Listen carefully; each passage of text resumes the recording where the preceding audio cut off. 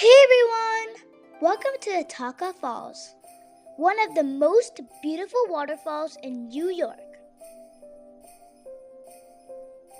Just a few minutes from downtown Ithaca, this 150-foot waterfall is so powerful you can hear it before you see it. Over 100 years ago, this spot was actually a movie set.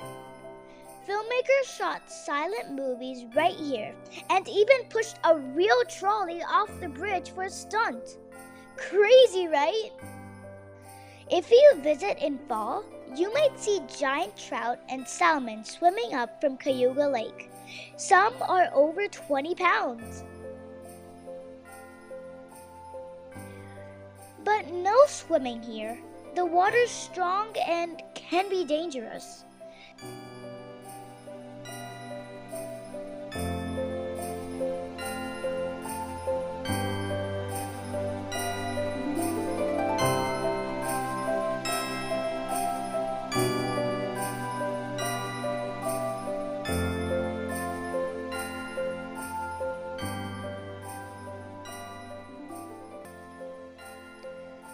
Each season brings a new view, rushing in spring, green in summer, and colorful in fall.